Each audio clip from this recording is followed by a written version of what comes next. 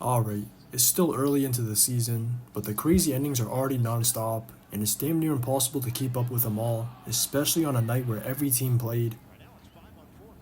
I lost track of how many there were, but one of the first was that Nets vs Grizz matchup, and this one was all about defense. Both teams just clogged up the paint the entire fourth, so there wasn't anything easy inside, and it just made it difficult for either side to get a rhythm going offensively.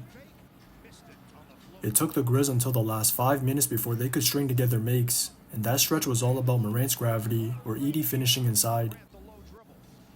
If anything, those two were their most consistent offense the entire night, and I can tell Edey's getting more comfortable with the type of dimes Morant's throwing him, so this was a glimpse of what this two-man game can be. But on this night, the two got outmatched by Dodo and Schroder, and those two made the winning plays on both ends down the wire. Offensively, it was mostly Dodo, because he was already on a heater the entire second half just eating off the sprays or swings one pass away, but his most crucial play was the yo board in the midst of the Grizz going on that late run, and that led to Schroder's big trade to give him back the lead. The two went on to make bigger shots after that, but they wouldn't have maintained that lead without 3 crucial stops from Schroder, and it started with the back-to-back lockups against Morant before he made the game-saving play that he won't get credit for. On the final inbound, Cam Johnson looked a little out of position, and I think it was because he was expecting a handoff, so he was preemptively ready to switch, but fortunately that didn't matter, because Schroder got a quick swipe on the ball to derail whatever Morant was trying to do, and that allowed Cam to recover for a contest on the final stop.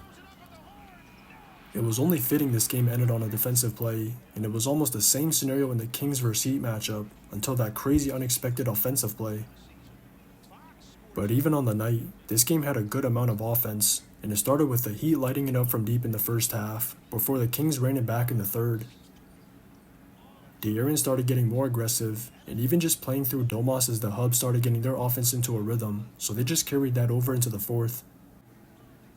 But they lost it quick because of the Heat's whistles, and the only fortunate part for them was the Heat having a severe case of the free throw plague, so they left 5 points on the table in this quarter alone.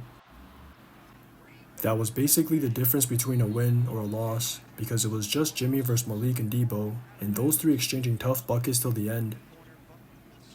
It's no surprise to see the rock in their hands, but it was surprising to see the Kings not go to De'Aaron more after his third, and it was even more surprising to see him go to him on the final shot after Malik and Debo fried all quarter.